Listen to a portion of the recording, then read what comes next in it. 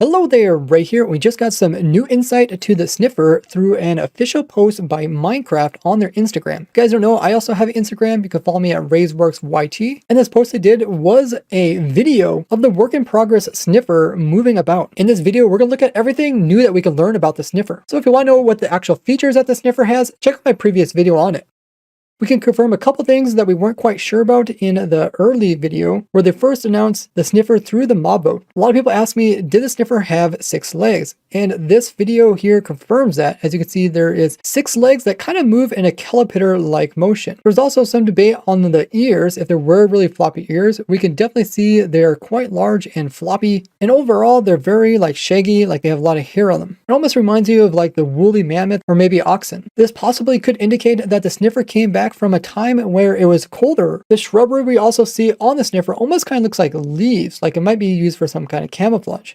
And the leaf color is more of a dark bluish green color than it is what you expect for more of a tropical place, which would be more of the brighter greens. And typically you see this type of color in colder places like evergreen trees. The sniffer name comes from its nose and its sniffing ability, and they actually animated that. As you can see, the nose actually will move up and down as it sniffs out things. People were also getting confused about the nostrils on the sniffer compared to the eyes. Now we can definitely see that the eyes are literal slits, where the nose, as it is a sniffer, has quite prominent nose, and overall the beak itself is almost like what you expect to see maybe on something that's kind of like a reptile, where there's no hair or anything else on the front of the face. It's probably not an actual beak, but it might be something more like what we see with dinosaurs. And it does appear the sniffer has lips, which you can see kind of like the little creases around it. Now, oftentimes when it comes to animals not having hair and stuff near their mouth, that's to prevent different grime from getting stuck in there and causing irritations or infections. This would make sense on the sniffer, since the sniffer is actually sticking its nose into the dirt, as illustrated in when the mob vote was introduced, and therefore it wouldn't want to get all that mud and dirt into its hide. There's also a prominent leaf-like pattern on the top of the sniffer, where the shakiness is divided either way. It does also seem that the sniffer has some toes on each of the feet, but they almost look like hooves, as they're only 2 toes per leg. With all the sniffing that the sniffer is actually doing, will it actually use that to go to a specific place to locate something? Kind of like how the warden can actually sniff out the player, even without the vibration. Now, even though the sniffer has a body with its head kind of sticking outside of it, it's unlikely for the entire thing to actually be part of the collision of the animal. So like we see in most mobs, the actual body is the collision,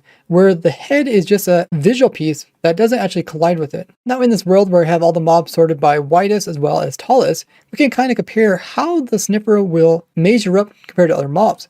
It looks like it's slightly taller than the player, so it'd be similar height to like an Elder Guardian. And with the image, we can actually see how wide the sniffer is. If we count the pixels, there's 24 pixels here. So the width of the front of the sniffer is 24 pixels, meaning it's the exact same width as this main body piece of the Zoglin. But when it comes to the length of it, it looks like there is 40 pixels. But since every mob is actually the same width as length, when it comes to the actual hitboxes, this makes it likely for the official size of the sniffer to be slightly shorter lengthwise, as you can see here with the Zoglin where it gets cut off. But then they add the extra on the sides, which will probably make the size under 36 by 36 pixels. And if you watch very closely in this clip here, you can actually see the player bumping into the sniffer. So we can actually tell where the collision of the sniffer starts. The sniffers shown in this video are most likely the adults, as the babies in Minecraft are exactly half the size as adults. Now in this image here, they actually show the sniffer sitting down, which does make it shorter than when it's standing up. This could be indication that the sniffer can actually change its hitbox, similar to what we see with a shulker.